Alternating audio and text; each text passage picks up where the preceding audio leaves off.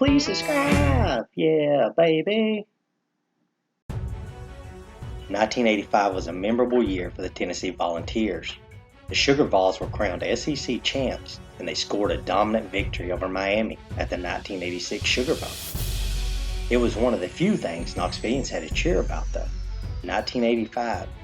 It would prove to be a tumultuous year for the city. Between January the 20th and 22nd, Mother Nature covered Knoxville with ice, snow, and frigid temperatures. That year's polar vortex set a record low of 24 degrees below for Knoxville. It was an ominous warning of things to come. That year also brought several high-profile murders that still haunt the city today. Billy Ray Irick would be arrested for the rape and murder of 7-year-old Paula Dyer. Ultimately, he would be brought to justice and executed. The Redhead murders captivated the city. Those cases remain unsolved. And then there was Betty Joyce Brown. On January the 13th or 14th, 29-year-old Brown buys a hot dog at a grocery store near her last known residence on Tarleton Avenue. She steps outside and subsequently offered a ride. A short time later, the car stops near the Lake Hills Presbyterian Church. Suddenly, Brown is confronted with a knife. She begins to fight. She manages to escape the vehicle. She is stabbed. Her blood drips onto the nearby concrete as her panties are forcibly removed. A 5-inch knife is violently stabbed into her chest.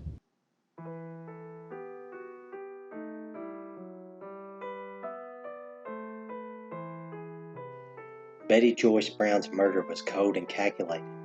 On July the 20th of 1985, a resident of Montlake Drive discovered a charred body near Lake Hills Presbyterian Church on Maloney Road. Brown had been viciously stabbed in the chest with a 5-inch knife. Her body burned in an attempt to obscure her identity. The man who discovered the body also found bloodstains and a pair of panties in the driveway. William Bass identified the body using a gold crown. It would be one of the few answers ever uncovered. As the investigation continued, investigators learned that Brown had been living out of several different areas. Her last known address directed to a home on Tarleton Avenue.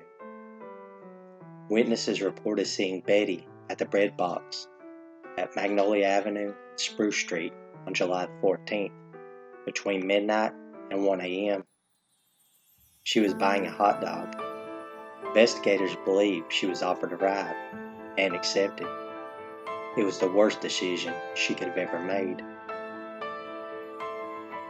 The events following are unknown. However, it is suspected that Brown was taken to Maloney Road, killed, and set on fire. Her body was discovered, hidden in the brush. While the body was recovered, roughly 1 week after her violent murder, the mystery remains.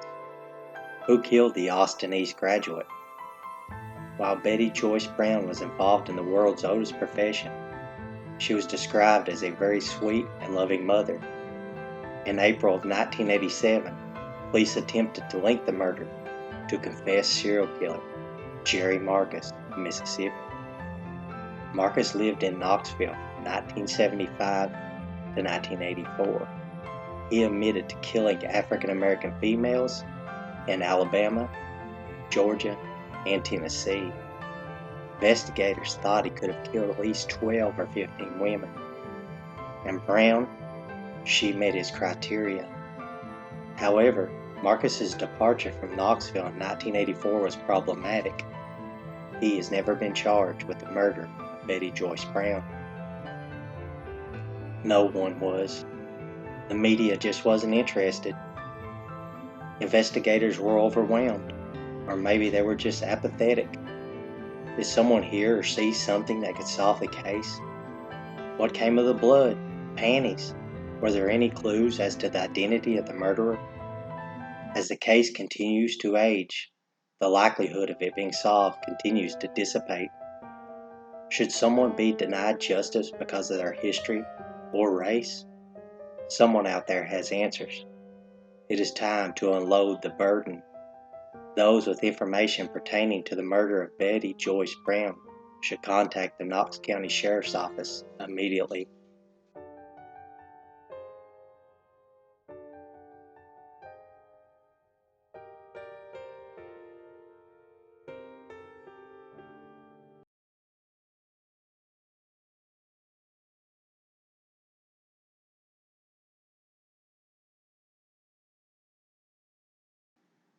Hey there, sugar. Won't you stay around a while? Watch another video from Quicker Liquor Finder.